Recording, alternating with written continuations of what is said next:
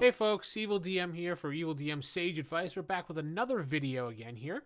This time I was pondering the thought of traps.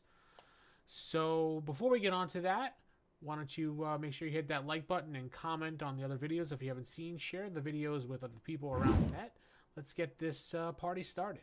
So anyway, I was thinking about traps, but I wasn't thinking about the normal traps you see in a book. I was thinking more about some low effort, non-elaborate traps that are so mundane the average person looking for them won't even notice them.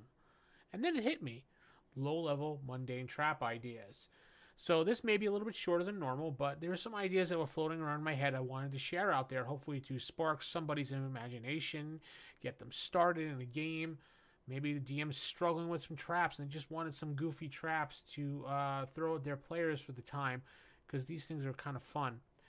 So I'm sure plenty of people have talked about this, and I'm sure there's threads upon threads out on Reddit, on Facebook, on Google, wherever about this, but some things I've thought up while I was jotting down ideas for my game. A thin wire, barely at ankle height, down a hallway that is somewhat well lit. And the players' characters will probably find it. Maybe they don't. But it could trigger something in the dungeon. Maybe it's just a decoy of absolutely nothing. Maybe it's nothing at all. Maybe it rings a bell and it puts the characters on guard for the rest of the adventure, for at least the hallway or the next couple of rooms, because oh no, they triggered it. Maybe they walk over this trap, they hear the bong, and they're like, crap. Or maybe they find the trap and they're just like, what does this do? And you let them explore that, and they explore the trap and they find it goes into the wall and it triggers something. Maybe a bell or something. Maybe it doesn't trigger anything. You don't know. Maybe when they pull the trap or disarm it, it makes a grinding sound somewhere. It means absolutely nothing. It's just there to screw with them.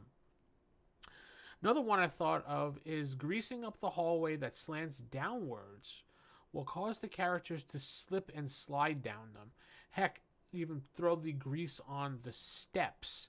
That will surely cause a few slips and a few falls and probably some laughter in the group as the player characters are trying to get back up and help each other. You can keep making all these rolls, but you can use it. Make up the grease substance that's kind of slick, but you can't see it type substance, like a black ice type thing. It's, you can't see black ice half the time, but it's there.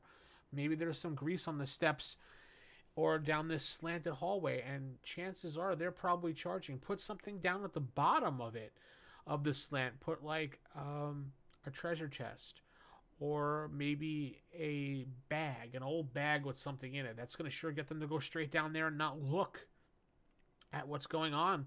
And they're going to run down that slant. Whoop! You can see the player going, woo!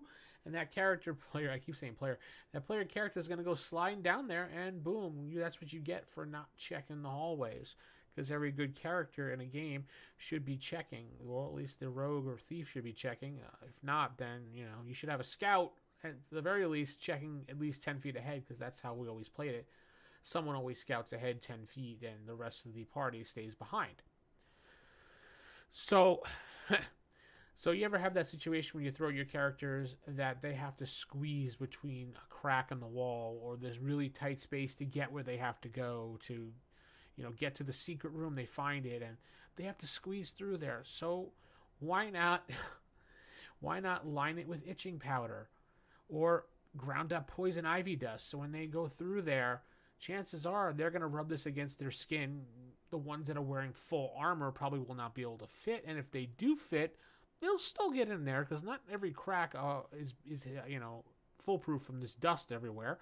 And then they'll be having this whole thing of doing this or the rest of the adventure, and you'll have this, you have to roll a disadvantage now because you're sneezing while in combat, or you keep scratching in the middle of combat, so you're going to be, swung, then go with your sword, kind of like one of those goofy scenes there.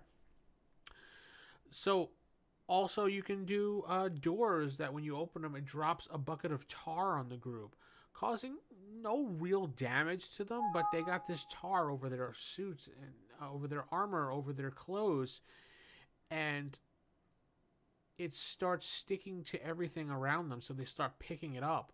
And what you could do for a little funny joke is add something right next to it, like a little bit of like little bells. So the tar falls on them, and then the bucket falls after with bells. They'll never be able to move silently through until they get this cleaned up. So they'll be spending most of the adventure just getting rid of this nuisance. And this could be a warning for kobolds in their cave. Maybe they, or in their little dungeon, they put this up as a trap. Yeah, it seems harmless. It seems just petty. It seems annoying, but that falls, boom. Now for the rest of the adventure, they're going to be walking around going to ding ding like they're little elves from, we're helping Santa Claus out. These little bells on them. That's just one thing you could do. They have a treasure chest. They open the treasure chest. The character gets sprayed with sneezing powder again, causing them to randomly sneeze for the next little while. Think of it of like, whoops, you missed because you had to sneeze in battle or something. Or maybe what happens to that wizard spell when you're casting it?